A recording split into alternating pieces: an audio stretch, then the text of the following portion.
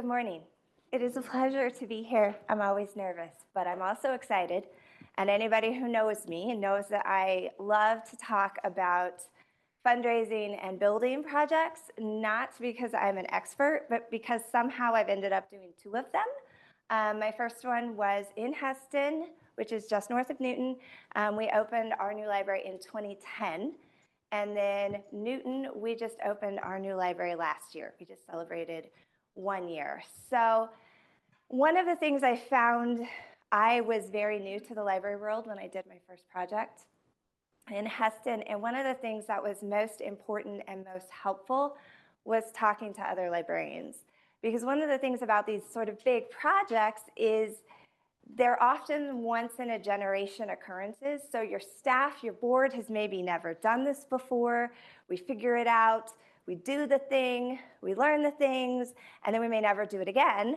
And then meanwhile, 100 miles down the road, there's another library that's just starting out. So the more that we can talk and share what we have done, not as a blueprint, but as an inspiration, I think the better off that we all are. So again, not here as an expert. This isn't comprehensive, but hopefully sharing some helpful things from the lessons that we have learned and the ways that we did our own projects. I am also going to pass around, I just have two sets.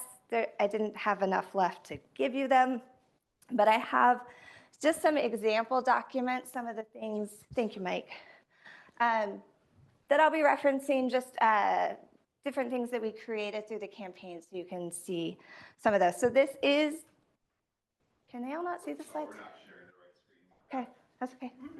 Look, that doesn't look like my library. It's very pretty, but.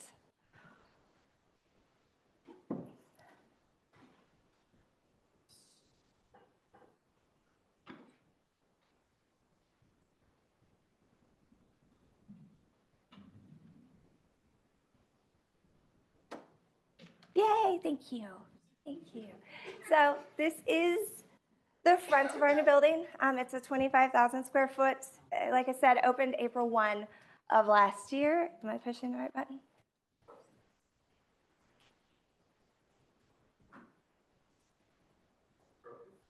Oh, I'm so sorry, but it's not moving. Can I just tap? I think it's just Zoom. Zoom has a reputation for that. Yay! Okay. So it's weird, I'm in between two screens here. So we're gonna do a kind of a quick overview of our project so you know what we're talking about. A couple lessons learned from the design process itself, but I'm not gonna go into the details about how we carried that out, but looking at the fundraising process and then briefly at the impacts now that we've been open a year. So project overview.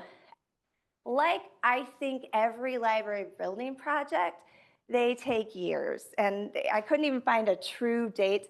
I know I was a newspaper reporter and wrote as early as 2009 about the process to try to get a new library. So I know it goes back at least that far. But there was lots of conversations, a lot of people on the library side really understanding the need to replace our library, which had been built in 1973. Not a lot of progress, not a lot of will on the side of the city who owns the building to proceed with the project. However, in 2019, some changes at the city level, the argument for a new library started to resonate, and they came together and the city did an RFP for an architect, ended up with HBM out of Cleveland, which is a library-specific architect. And they came in, they looked at the existing building, they said, is it better to renovate or build new? They determined it was more cost-effective to build a new one. So then they had these community visioning projects. So they had sessions where people could talk about where they wanted a new library to go and what kind of features they wanted to be in the library. And those were really important to give people in the community that sense of ownership, that option to weigh in, start to build excitement about the project. And they determined that the best place to build it was right next to the existing library. We're in kind of a big city block. So then in 2020, during the early months of COVID, they actually signed a project agreement with the city. Basically said the city's gonna pay so much, the library's gonna pay so much, and then we're gonna raise so much to make this happen. And from there, As she said, I came in December 2020. So the ball was just starting to get rolling when I was there. They hadn't raised a lot of money, but the fundraising consultant had already been hired, the agreement was signed, and we were on our way. In November 2021, we met half of our fundraising goal, which was sort of the rule with the agreement, and the city agreed to move into the design phase. So we took that concept drawing and we really hashed out the finalized design and finalized furnishings while we continued to raise money. In December of 2022, they put the project out to bid and approved a bid because we had met our fundraising goal at the end of October, broke ground in January of 2023, opened in April 1st of 2024. After we opened, the existing library was demolished and then a parking lot was put kind of in the footprint of that space. The goals that we had for the new library, and this is really important to start thinking about because sometimes we get stuck talking about the first one. And I think that was part of some of the past issues was a focus on that first one. We had an old building. It had outdated electric systems. It had outdated HVAC systems. Our roof leaked. We would have water come in at the ground level into the basement, creating humidity and mold issues. I see a lot of you nodding your heads. You know these kinds of things. To us, those are really compelling. Unfortunately, they're not always as compelling of arguments for others as we think that they should be. So that's an important part of the project, but that's kind of layer one of how we talked about this in the community. Layer two is the accessibility piece. We had a 2-level building. We had a temperamental old elevator. We had no off-street parking. Our restroom facilities and the facility as a whole was not ADA accessible. You had to kind of come up this long sidewalk to get to the door, so you couldn't drop somebody off at the door. And we actually had people say, I don't come to the library because the drive is like, it's so hard to get in the building. So that was an important piece. But the last piece was talking about this idea of a community hub. That when libraries were built, ours in '73, they were primarily about books. And we never denigrate that role because our physical collections are still a very vital part of what we do, but it's books and. So talking about the fact that our community needs more meeting spaces. People want study rooms, particularly in the post-COVID era, who are working from home or having virtual meetings. Talking about just places that people want to hang out, a light, inviting, beautiful space, a place for the community to come together as that third place that I think in our post-COVID era, that really resonates. As people had all of that ability to gather taken away, I think that argument does land really nicely right now. So some of our key elements: an open, flexible space, a lot of natural light, good sight lines, but we also tried to build as few walls as possible. For example, we had a makerspace in the original concept design, which were really talked about, and some libraries do them very, very well. We weren't really big enough, and it was going to be a huge part of our square footage for a very specific, limited purpose. So we took that out because we said we can do maker stuff in a meeting room that we can also do other things in. So trying to think ahead so that we have to renovate as little in the future as possible. Updated children and teen spaces. Our teens had no space, hardly. They had a little corner in the old library, and they got a lot more square footage, as you'll see. And our children's space had been in the basement, so now they actually have windows, and it's lovely. Those gathering collaboration workspaces, we gained a second meeting room. That enables us to host a lot more community groups, do a lot more of our own programming as well. Then we have 6 private study rooms and just a lot of seating areas as well. The drive-through window and book drop, so people can drop off their materials. They can also pick things up. A parking lot, yay. Doesn't sound that exciting, but if you don't have a parking lot, you know it's hard to host big events when people have no space to park. And then we sit in a block, so there's outdoor patio space that leads out into the adjacent park. So we are actually kind of in what we think of as phase 3 about improving that park that's a block off of our downtown, and how can we make that a vital community space that extends what we can do, but also benefits the community in a large sense. So these are some of the pictures. So these are 2 of our 2-person study rooms. We have 4 of those, and then we have 2 that are a little bit larger. Down here, Newton trains. There's a lot of train communities, but Newton has a train legacy. So we have a train bookshelf in our children's area. And you can see the wall of windows and all of, this is the play area. It's at the front. This is part of the teen section. So they have a TV. There's a switch locked in the cabinet. They can check the controllers out at the desk, and a dedicated place to grow that collection. This is just interior shots, so you can see, again, lowered a lot of shelves. We had a lot of like 7-foot shelves and 6-foot shelves in the old library, so we can see a lot better. People can reach the materials a lot better.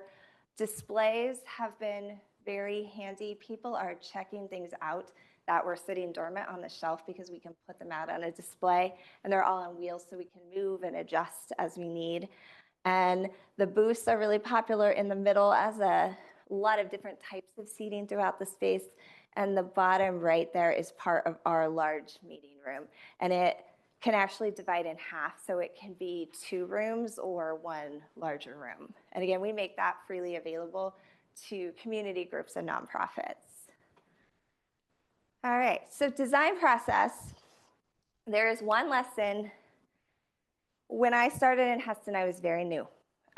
New to the library world, new to that job. I started in November of 2009. They had just approved the bid about a week before they offered me the job. It was baptism by fire.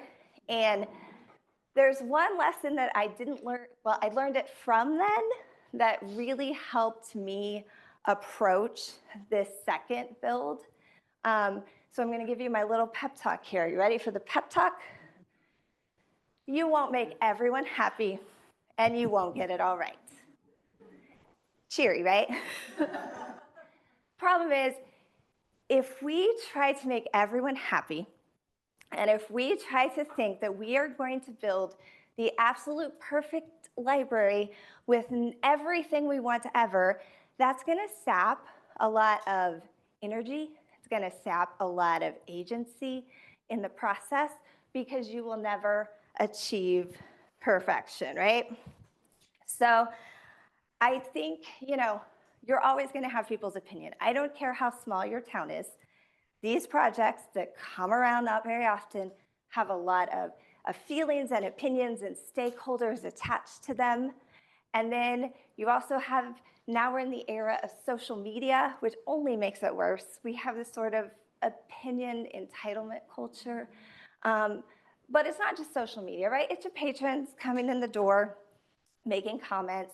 It's the city commission when you get a 4-1 vote to move ahead and you think it should have been a 5-0. Or, you have donors. You have donors who want to give if you do this or if you do that. And managing that input, managing that expectation is really important for approaching these projects. And so second time around, I thought of it like this. I want to do 85%. I want to make about 85% of the people happy, and I want to get 85%-ish of the dream library. Obviously, I totally made that number up, and it doesn't go in any of our campaign brochures, okay? This is our internal number. However, if you get 85% of the library that you are dreaming of, you're probably going to be in a pretty amazing space. And if you're making 85% of the people happy in your community, you're probably doing something right. If you're making 15% of the people happy, you might want to self-reflect a little on that. And if you're only going to get 25% of what you want, when you go down that road, you may need to course correct. But think about 85%. So when we think about how to manage input, first you've got to find a core team, and it needs to be a small team. You can committee these projects to death. My first project in Hesston was a contract build. So it was a local contractor. They had a designer. She was my point person. It was her, one board member who had great judgment and was willing to make decisions, and myself. That does not mean that we don't talk to the library board. It does not mean we don't talk to the staff. It does not mean we don't communicate. But every single decision cannot be made by a library board of 7 people, plus you, plus 10 staff, or however many staff you have. You're just going to sap all your energy, because not everybody thinks you should paint the wall green. Not everybody thinks that you should have gray carpet here, and you're gonna wear yourself out.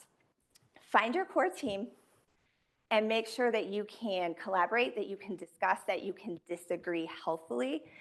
Is that a word, healthily?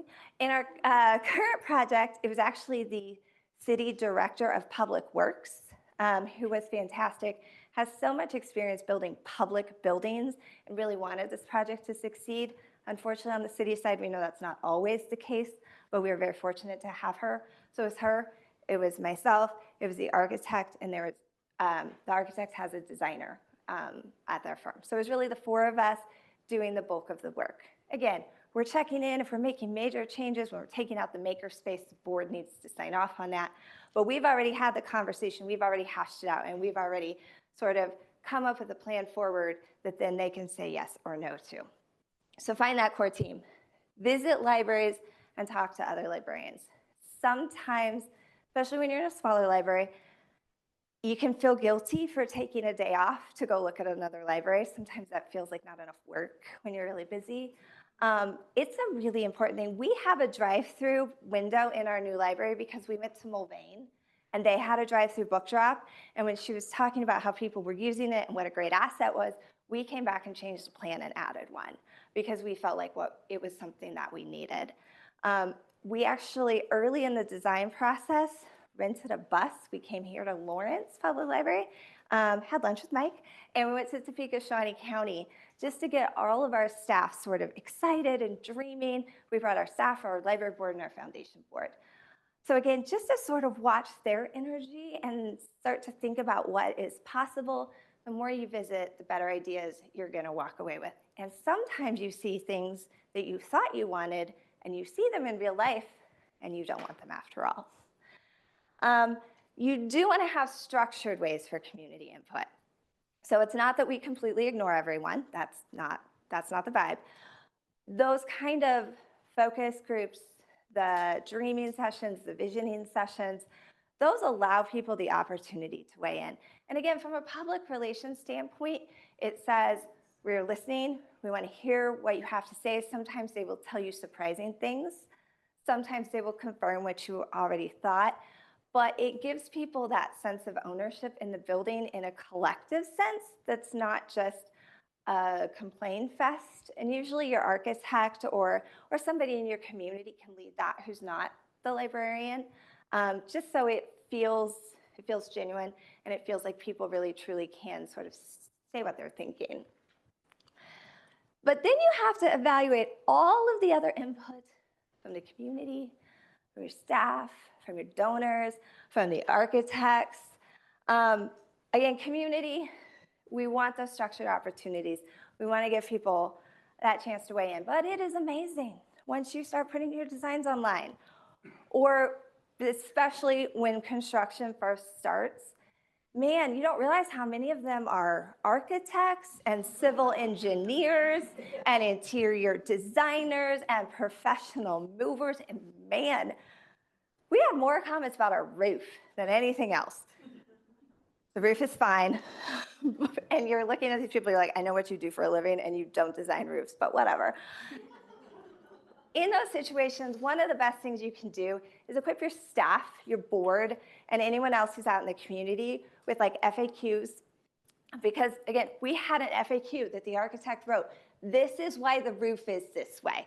So when those people come in, because they may not come find you, they might find the first person at the desk, or they might stop a library board member in Dillon's. They're equipped to answer those kinds of questions. And then at some point, you just, you practice your big smile and your thick skin. City, those relationships are going to vary so much. So I don't have a lot of great advice. First project, the city was very hands-off. We had to run big things by them, but they didn't really care. They weren't interested. Again, this time we had a point person, a staff person who was very involved. That made the process so much easier.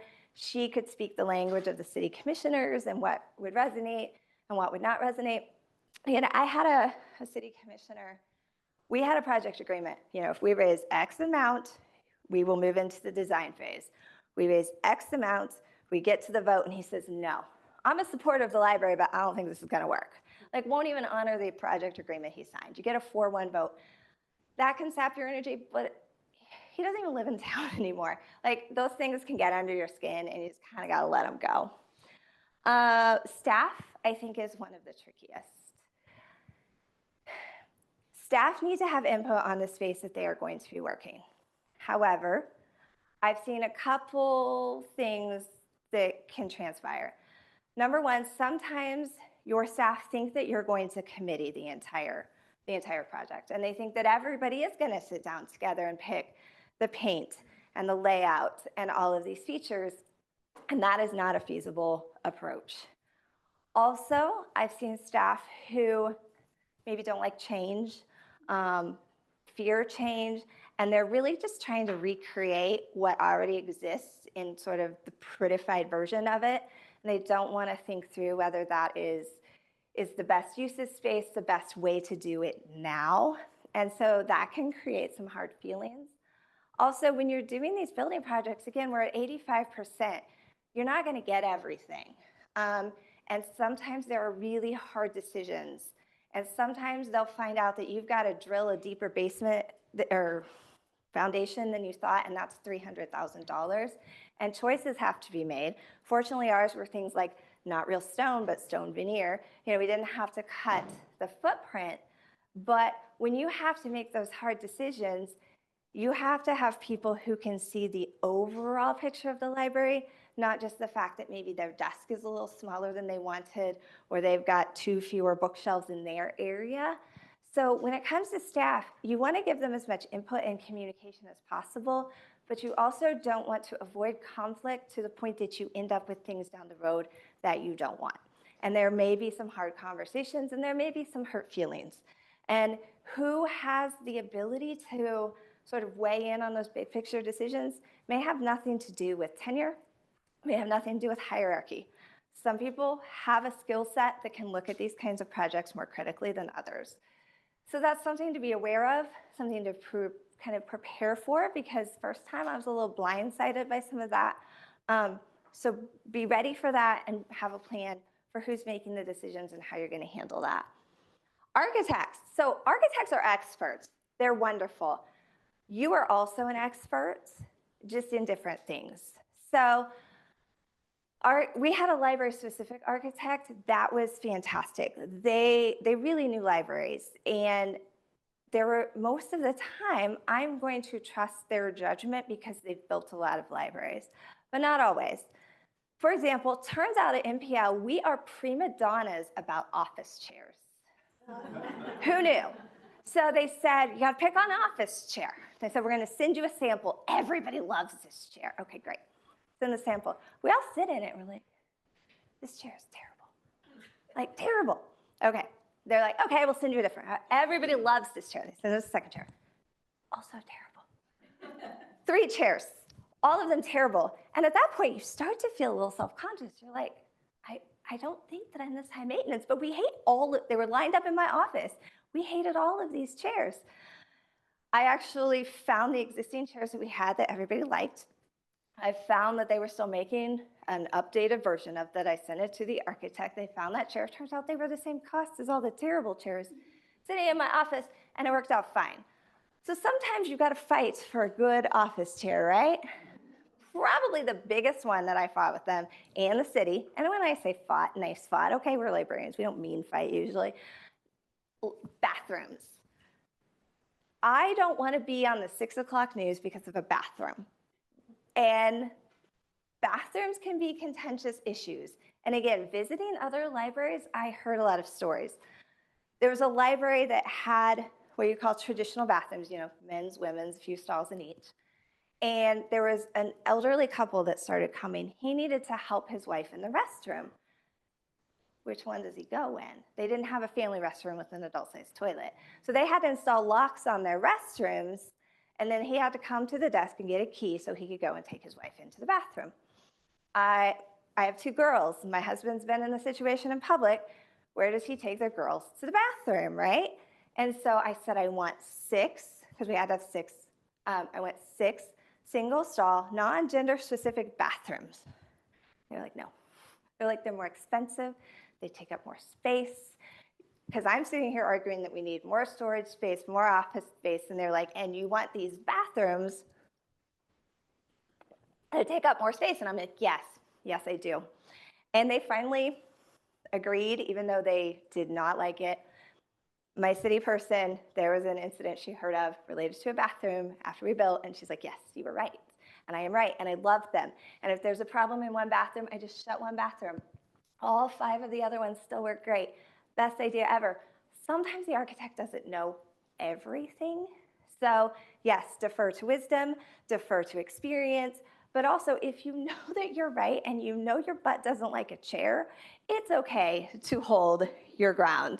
And then of course, donors. First project had a very well-known donor in the community, came in, the thought was he was gonna give a lot of money. We were kind of building and raising money at the same time.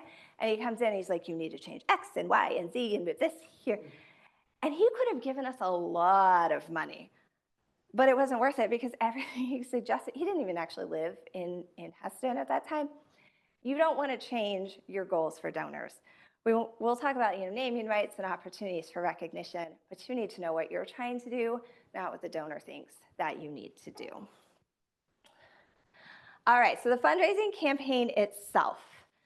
So the original thing was we were supposed to raise $2.7 million private money out of $8.5 million. Again, they signed the project agreement in summer of 2020. So by the time we went into the design phase, the costs had gone up substantially. So we made a few tweaks, but our new fundraising goal became $3.3 million. And that was a lot of money for the town of Newton, for people who hadn't raised a lot of money before. Like I said, they did hire a fundraising consultant, and it was not an easy task, but they did a fantastic job. And one of the things was a successful campaign leadership committee. So the 85% is like lesson 1. Lesson 2 to walk away with. When you're picking your campaign leadership committee, that is not the same as picking a library board. It's not the same as picking a staff. It's not the same as picking your best friend and who you want to go have dinner. You have to have people, if you are going to raise money, you have to have people who will go out and ask people for money. You have to have people who know people with money. You have to have people who are comfortable talking about money. Bottom line, like you can't escape it. And if you try to escape it, you're not going to be able to meet your goal. So our campaign leadership committee, we had 2 board members. If you have more than 2, you get into Open Meetings Act kind of stuff. So we had 2 community members, and I'm going to tell you about a couple of those in a second. And then we raise funds through, we have a foundation, Newton Public Library Foundation, that is an affiliate of Central Kansas Community Foundation. So that's sort of our nonprofit 501c3 arm that the funds actually went into that foundation, not into the library bank account. So the CKCF, Central Kansas Community Foundation CEO, sat on our campaign leadership committee. And I know that's probably not an option for every person in every community, but that was a huge asset for us because she's very familiar with donors in the area. She's very familiar with giving patterns in the area. She's very familiar with what messages can resonate with certain donors. Just a great asset all the way around. I was there to some degree as secretary, kind of the cog, I guess, keeping things going, but it was really these community members. So for example, one of our campaign co-chairs, her name is Anne. Anne, her husband, longtime, well-known attorney in town, still practicing in his 70s. She's in her 70s. She was a longtime school teacher. One of those kind of town power couples. We joked that they went to church with half of our donor base. I'm not sure how much of a joke that actually was. Their kids had been raised there, so they knew their generation. They knew their kids' generation and knew a lot of the parents and kids that she had in school. They're very connected with a lot of boards and other charities in the area. Fantastic fundraiser because they've just been around a long time. They know, and she was also on the library board at the time. She actually went off right as we were starting the campaign because of term limits. Then we had Tammy. Tammy's in her, I don't know how old Tammy is. She's a generation younger. So Tammy really knew a lot of that generation that's like, their kids are out of college and on their own. they're not still supporting their kids, they're getting close to retirement, and so they may have some disposable income. And Tammy grew up in a small town. She could talk about what the library meant to her in a tiny town in a way that would like bring tears to the chamber breakfast eyes. You need people who can speak that story. And then we had Nathan. We kind of added Nathan in his 30s. I don't even know if Nathan has a library card. Nathan's wife has a library card. Nathan did commercial lending for the bank across the street. So he knew a lot of these sort of non-retail businesses that fly under the radar. And again, is comfortable talking about money because that's what he does. We had a member who has also been involved in a lot of charities, worked for the school for many, many years. Her husband's a long-time physician in town. Guess who went out on almost all of the doctor asks for all of the physicians and medical people in the community? You have to have people with money, and those people may not have a library card because, well, we'll talk about that in a second. But your campaign leadership committee, don't pick them like a library board. Don't pick them just because they love the library. If they cannot sit down and look somebody in the eye and ask them to give to the campaign, you don't want them on your committee. And bigger is not necessarily better, because as you're trying to meet regularly, you don't want to just have people to have people. If they can contribute, fantastic, but the more you have, the more logistically challenging it is to have meetings and all those things. So don't just add people because it seems like it's going to be easier. Add them because they bring value to your group. So, not all library users are donors. And again, this ties into the 85% happy. I'm a brand new library director in Hesston. They've already committed to building. I'm not the one who got them to say they were going to build a new library, but I'm excited. I'm new. There's a new library coming. Everybody should be excited, right? And these people would come in, regular library users. They've got their giant stack of books. And they would tell me how we don't need a new library and it's a waste, and they really liked the one that we have. And why in the world are we wasting money on it? That's a lot when you're new, and you start to second guess yourself and say, wait, you're here all the time, and do we really? Not all library users are donors. There's actually a study in Sweden, I think, a number of years ago, and they said of regular library users, if they asked them to assign a dollar value to it, essentially what they would pay for it if the government didn't pay for it, 14% of regular library users said $0. Baffles their mind. We've seen studies about regular library users and not wanting to pay for tax increases, bonds, things to support the library. This is a hard lesson sometimes because it's discouraging, but not all library users are going to be donors. There's some Venn diagram overlap there, but again, 85%. Okay, if we're not going to convince every library user that a new library is better. Now, most of them, when they see the new library, are at least fine with it or really excited about it. But up front, they don't want to give you money. They're fine with what we have. And not all donors are library users. A lot of donors are not library users. And this goes back to crafting the message. You know, we talk about our building, but if we only talk about sort of that physical space, when we don't talk about what it means to the community, when we don't talk about it in terms of quality of life and betterment for the community, we can miss out on those donors. Because a lot of those donors aren't giving because they want more books on the shelf, because they may never come in there. It was shocking when we had a donor night. I'm looking around thinking most of these people probably don't have a library card, but they understand the value of quality of life amenities. Maybe they used it when their kids were little. Maybe their grandkids come in. Maybe they just believe that we should have better communities and nice things in our communities. Maybe they just have money to give to charitable giving. They understand charitable giving, and they're just happy to give it to you because it seems like a good idea. So we have to tell a story that is not assuming that they are a regular library user and not just talking to them like they are a regular library user. And we find the story that's going to resonate with them. One of the great things about library fundraising campaigns is we have all the stories, okay? We can talk about kids. We can talk about teens. We can talk about technology and digital access.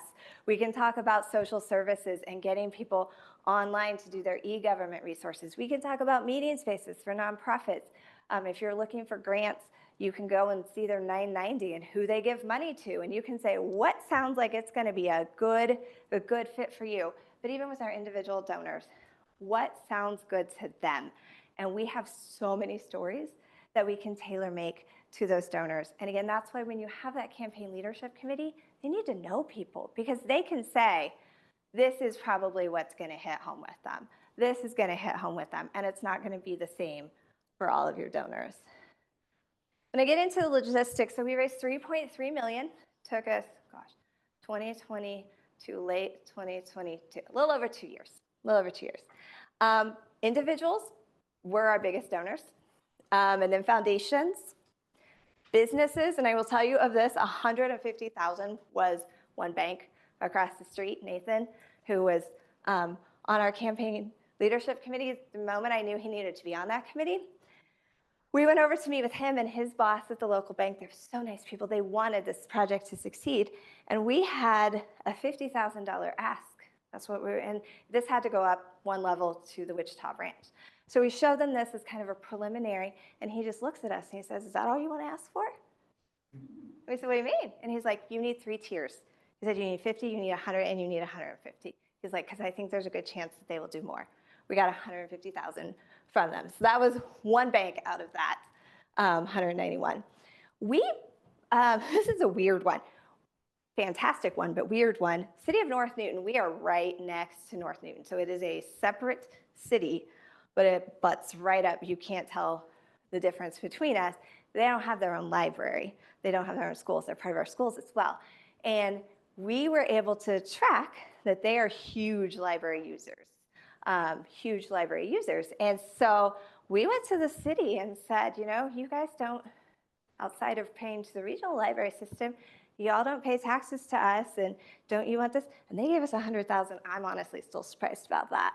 And then organizations, smaller ones, churches, United Way, just a few little odds and ends. One thing I do want to say, we got 2 rounds of Kansas Community Service tax credits. I don't know if you all are familiar with that. Totaling $314,000. Oh, hang on, I'm gonna go out of order here.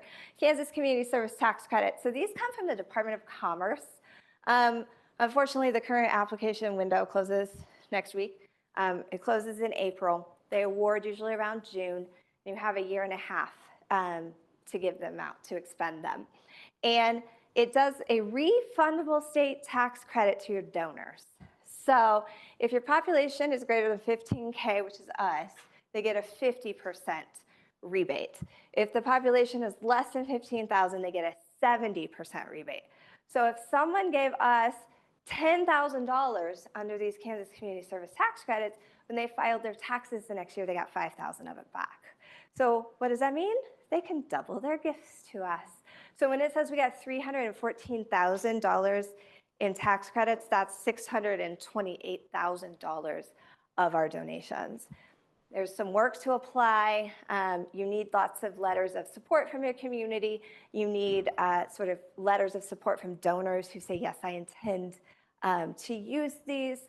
But the staff at the Department of Commerce are so helpful. They will walk you through it.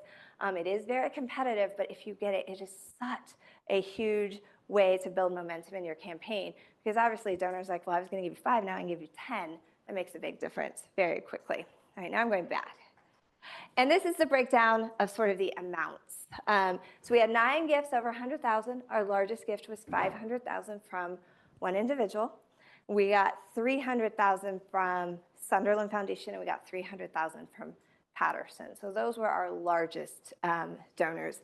At the 50,000 and above, and I will say that 500,000 used a lot of our first round of tax credits. So they didn't actually have to totally give us 500,000, which works out well.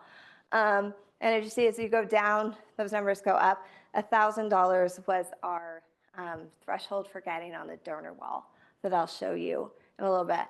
And not counting the tax credits, about 1.56 million came from outside of the Newton zip code. So some of that is North Newton, but some of it is people. We have a lot of people who have maybe just recently retired. professionals, longtime professionals in the area that maybe moved to Kansas City or moved to Wichita or moved to Nebraska to be near their kids and grandkids, but they still felt a sense of connection to the community and would give. And we're still, had friendships with a lot of people in town as well. So, all right. Here's what we could have done better, the cautionary tales, right? First, we should have had professional materials prepared early on day one. When I passed out those samples, there was kind of a brochure that we did later. But once word starts getting out, once you start asking people for money, even if you are in a quiet phase of a campaign, people are going to randomly approach you. They're going to call the library, they're going to stop a board member in Dillon's, and they're going to ask. And you want to be ready for those asks as much as possible and look like you got your stuff together. So we should have had those materials ready much sooner in the process because they're very important for just showing that we're serious, that, again, we know what we're doing. Naming rights and donor wall clarified from the beginning. We didn't upfront clarify what that threshold was to be on the donor wall. Just for the record, I argued for a low amount because I believe, Newton is bigger, but we still operate like a small town, and we want as many people to feel that sense of ownership as possible. So we set it for that $1,000 mark. But a story about naming rights. So right before I started, there was a month when there was no director because the previous one retired and then me. And like a week before I started, they did the $500,000 ask, right? And they said that I thought they said, they could put their name on the big area. Great. So we sit down a couple years later, which honestly, that wasn't even ideal because they didn't have the authority to tell them and we hadn't finalized the design, but we're like, well, we can make that work. I sat down with them 2 years later to talk about where their name went, and they had been told they could name the space, like call it something, like the Imagination Center, or they had some names I was very surprised to hear. And nobody had ever told them, and the person who told them that didn't have the right to do that. And it created an awkward moment. We got through it, good relationship building skills there. But you want to know up front, where can names go? If your design is still changing, don't offer it to someone as a naming right because, again, let's avoid the awkward conversations. And in our case, we're a city-owned building, so actually all of that has to be approved by them. So kind of late in the game, we were developing a naming rights policy with the city. It all works out okay, but iron all that out as much as you can up front because also, it won't matter to some donors. One of our largest donors' name is nowhere in that library because that's just not what they do. But some people, when you're going to make an ask, might say, well, if I give this much, what do I get for it? That matters to people, and you want to have clear, consistent answers and equip your volunteers to be able to answer those questions. And then a clear structure with roles and expectations. Again, with those campaign volunteers, sometimes we don't want to do expectations with volunteers. That feels weird. But you need to understand, if you're on this committee, you come to meetings, you ask people for money, and you don't turn into a roadblock. Pretty basic, but they have to be prepared for their job. With staff, again, what is this process going to look like? What is your role in it? As we get input from the community, here's how we handle it. Also, library director here, fundraising campaigns become their own job. And we weren't really prepared for that. Again, I was very new. I didn't do a lot of the asks, like going out and making the asks because I was new in the community, but I did do a lot of the bank and business asks. I did a lot of grant writing and just, okay, I'm gonna go meet with somebody. I need a letter. I need a brochure. I need these things. And so a lot of just administrative work fell to me, even though it was with the Central Kansas Community Foundation and they did the formal receipting. We still had lots of thank you notes and letters to write, a lot of work. So think about that ahead of time. Who's going to do that? And if it is the library director or the assistant director, what's going to come off their plate to make sure that that is a reasonable expectation of work? Board members, we had board members who didn't want to be on the campaign leadership committee, but like I had one who got us a $100,000 donation because he was a friend. He wasn't going to go ask most people for money. So free them up to do that, equip them, because they might have one or two people, equip them to answer questions in the community, communicate with them about their role, but be clear about all of that. And if you have a fundraising consultant, make sure that that structure is very clear and that there is an accountability structure in place. The way ours was set up, again, before I started, they were actually a subcontractor of the architectural firm. The architectural firm, which was amazing, was in Cleveland.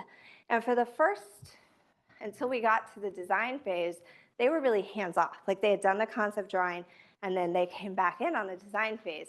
So the fundraising consultant answers to somebody that I never talked to. And that just wasn't a workable solution. Your fundraising consultants, they're probably not gonna do a lot of your asks. You know, they're gonna do some of the work, they're probably gonna run your meetings, do research on donors, help with grant writing and that sort of thing. But they should never be in the driver's seat. They should never be left unattended, like small children, right? Small children in the car.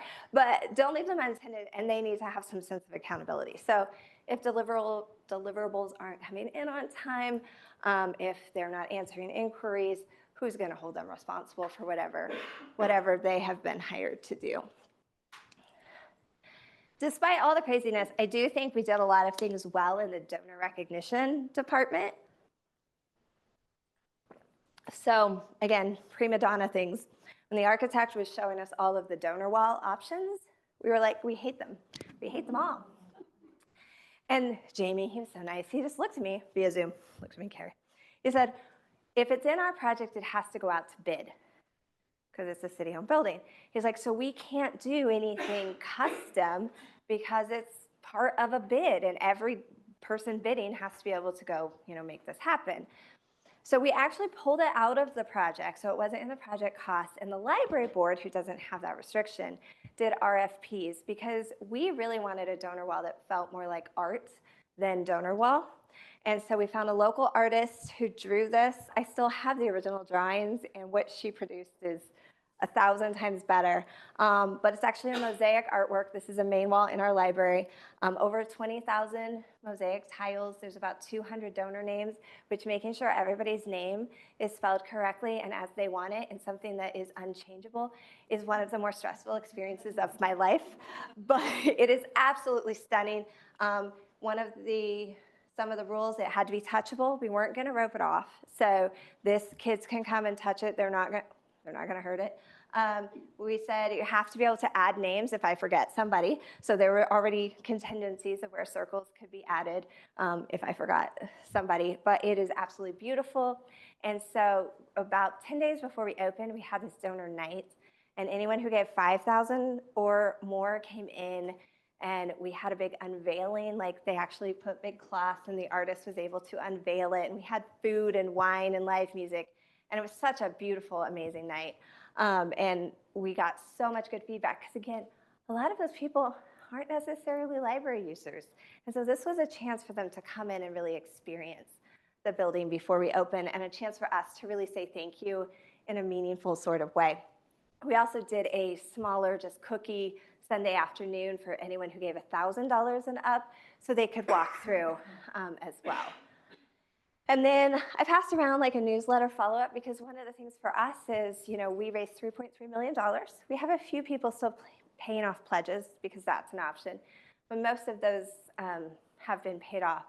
So how do we capture this momentum going forward? Because we've found a lot of people who are very willing to support their library that we probably didn't know were this willing to support their library.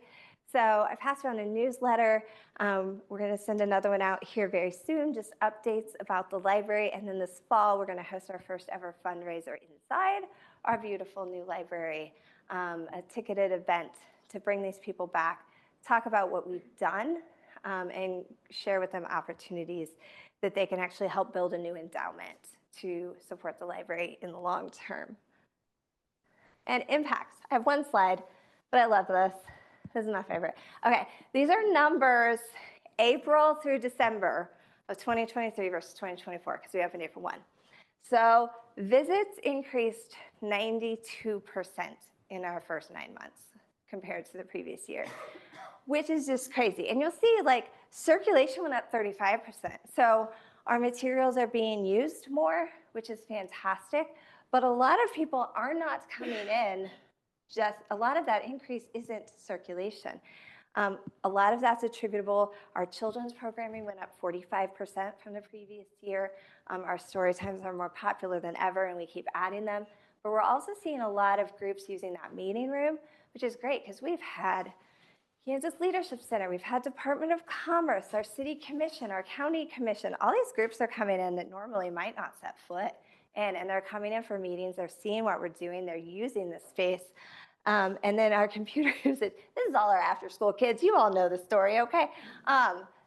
We're seeing so many more people just coming in because the computers, again, the place is just much nicer to hang out and be than it was before. And we're definitely seeing that reflected. Our study rooms that we didn't have before in that first 9 months were booked 1,367 times, and our meeting room was booked 119 times by somebody other than us, so not our program. So I don't want to say if you build it, they will come, but if you build it, they will come. So with that, questions? That was a lot. I talked a long time.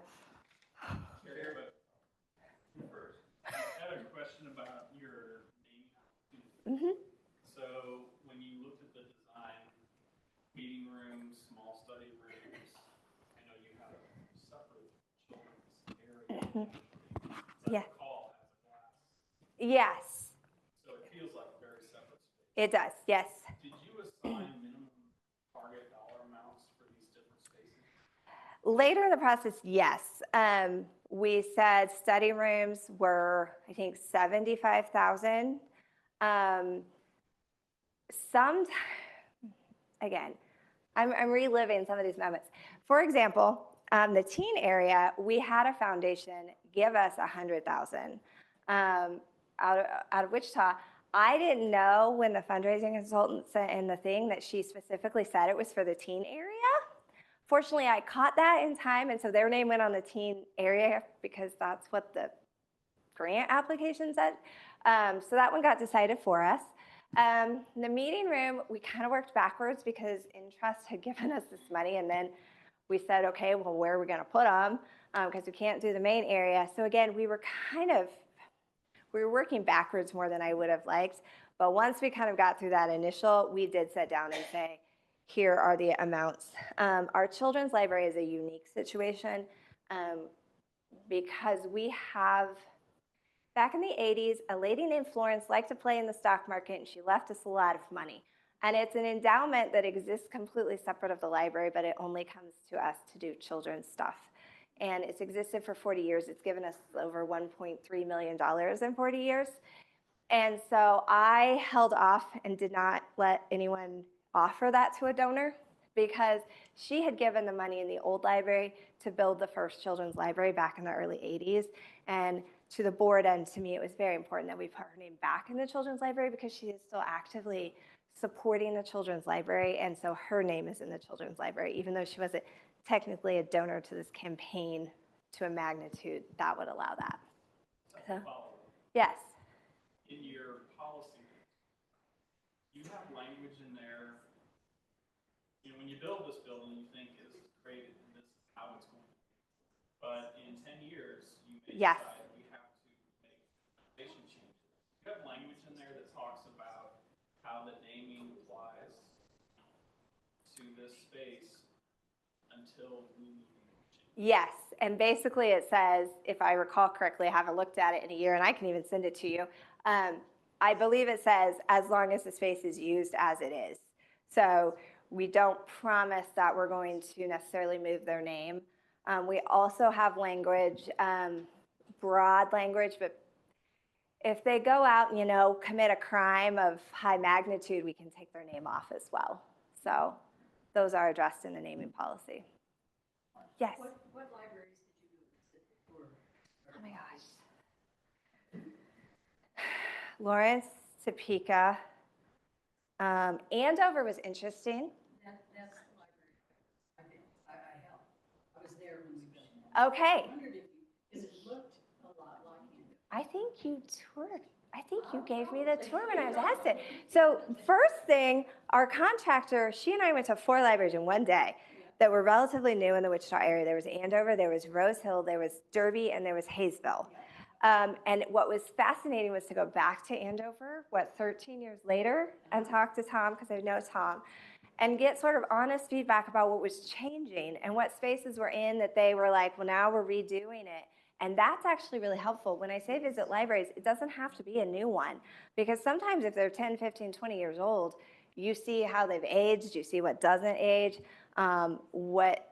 where the trends are moving in a really helpful way. So yes, Andover, good golly, Mulvane, McPherson, gosh, I don't even know all of them. Yes, Topeka, Shawnee County is fun. Topeka, Shawnee County, and Lawrence were so much bigger than us, but yet it's still fun to dream. Yeah. We're at 18,000. And if you put North Newton in with us, we're just over 20, and they basically are, but they won't say that. So, yeah. And we love North Newton. We really do love North Newton. Yes. So what was your payment structure? You had the opportunity for people to make a multi-year commitment and Yes. make payments monthly, right? And did you do that through the community foundation? And then my second question is, did you do a typical campaign structure in that you're in the quiet phase for the first half of the dollars? Yes. Public? Yes. So pledges, they could pledge up to 5 years ahead of time, doing a yearly amount. I will tell you that did cause a little confusion with some of our tax credit donors, because they thought they got the tax credits for all 5 years, but those only apply for the years that you have them. But they can do pledges for up to 5 years. So we actually have a few that are out to 2027.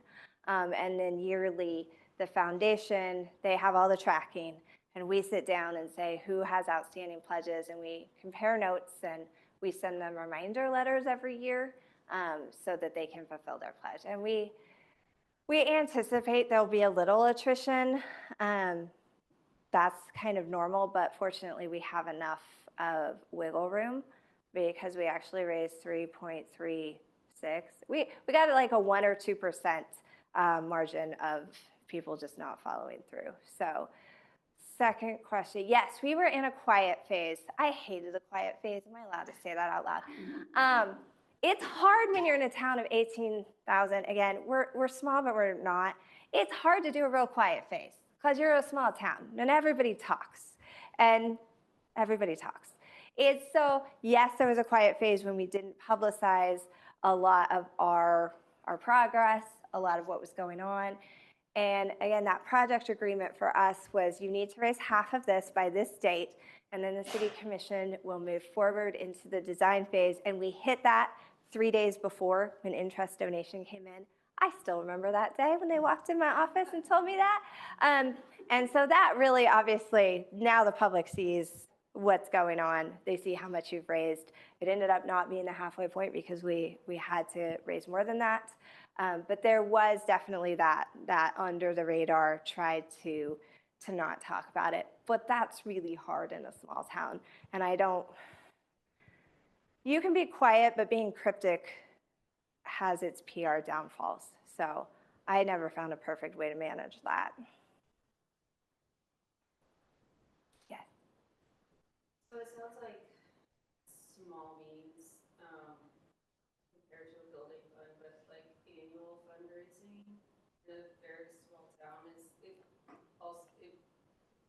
probably isn't, but it feels like a big chunk of our budget every year that we make with fundraising. So how do you like prioritize, or how do you separate, or how do you try to get a building fund while not neglecting your yearly fundraising that you need? You know what I mean?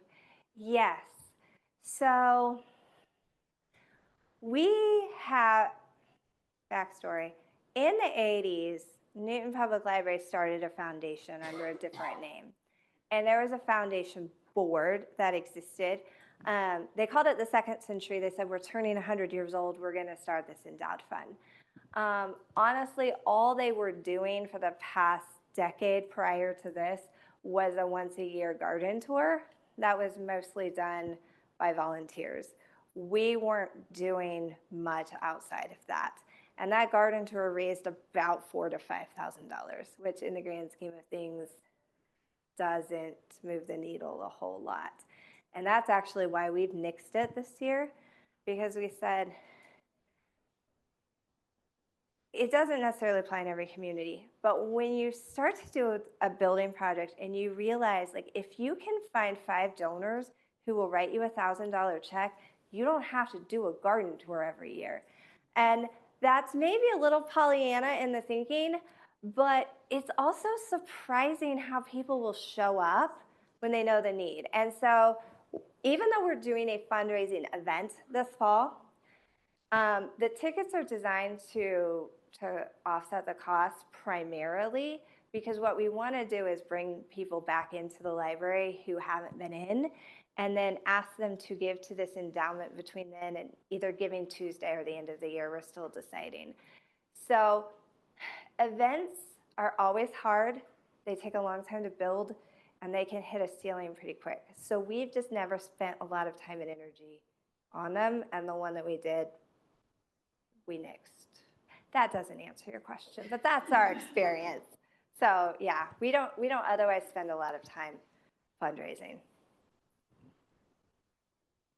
And just to kind of add on to what you were saying, Carrie, and kind of addressing Greta's question too, and I've had a lot of conversations with a lot of libraries at different sizes.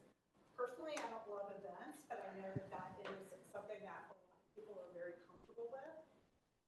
I would just caution you to not have all of your fundraising dollars coming in for an event. If you look at the return on investment of how much time you're spending soliciting donations for an auction, planning the actual event, then you really have to, your staff time of planning the event, then you have to look at, is that worth your time? Going back to what you said, could you go out and ask 3 donors for $500 to fund your summer reading program instead of doing a dinner that is going to take you days and days and days to plan?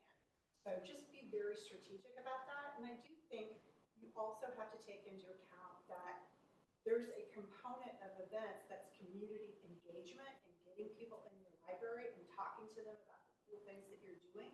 That is definitely a benefit. So don't underestimate that.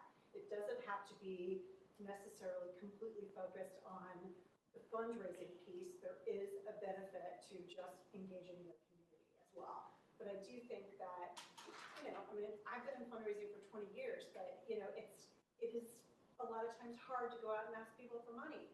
It's awkward, it's hard, and I think people are very, very comfortable with doing events. And there's nothing wrong with that, but just take the time to sit down and analyze it, and is this worth my time? And instead of just automatically adding another event, I'm not saying get rid of all the events that you're doing, just be strategic about it and mindful about your time, because your time is worth money too. And one thing that I've always been so impressed with about the library world and directors, like, you put in so much time and effort that frankly you're not paid for, and your time is worth something. Your work-life balance and your mental health is worth something. So, just take that into account. Wow, that was quiet afterwards.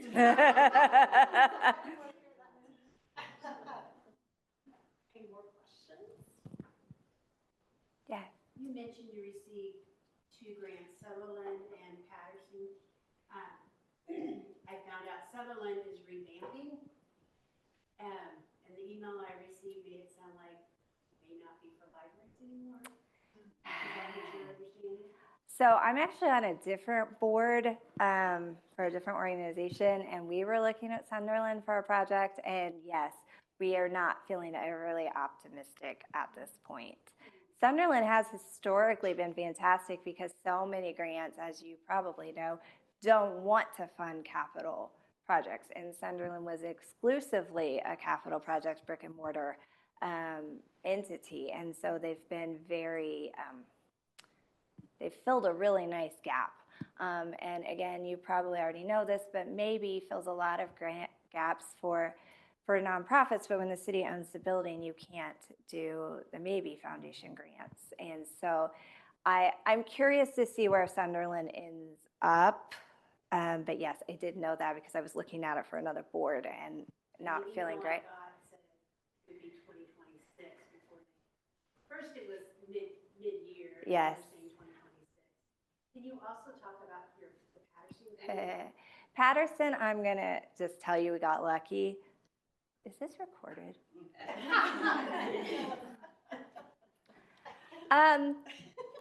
Patterson continually revamps how they give out money. We were asking at a time when it aligned really well with what they were doing at that time. Now they've shifted their focus. They have a lot of fantastic grants, but they tend to be more specific than when we were asked for that. And they do tend to be a lot more program focused now. So, and I will say those were not the only grants, those were the biggest ones. And if you have a fundraising consultant, one of the things that they should be able to clue you in on are some of these grants that fly under the radar. So, you know, we got one for $100,000 out of Wichita that didn't know existed. There are some $10,000, $15,000, $20,000, $50,000 grants out there from small entities. Again, if you come across them and you can find their 990 online, you can see the types of things that they support, which really helps write your application because you can, again, speak to what speaks to them through sort of their donor history. I do think grants are going to get tougher in the climate that we're in, unfortunately, and more competitive. So I don't have a lot of, Patterson's amazing to work with. It's just right now, I don't know if you could get a grant for a library building anymore. We also spend a lot of time and energy on USDA. I will say that. They have a rural facilities grant. They had a lot of money during COVID. I have a fellow librarian friend who, for the size of their project, got a very nice grant through there. We spent a lot of time and energy because there's a lot of paperwork. We had to have letters from the city attorney. We had to have plans. We had to, I mean, it was an extensive process, and we got absolutely nothing off of that. So unfortunately, you know, you see the good things and the things that happen. You're also going to get a lot of rejections, and some of them don't even make sense. You can be like, you should, like, this aligns with everything you do, and some of the donors in the community who you're like, of course they're going to write me a check, and then they say no, and it's just shocking. It's to some degree playing the percentages. The more you ask and the more you ask for, the more likely you are to get what you need.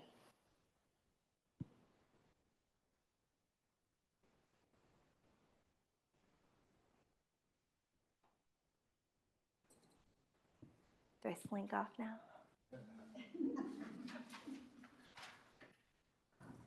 Thanks so much, Carrie. Yeah.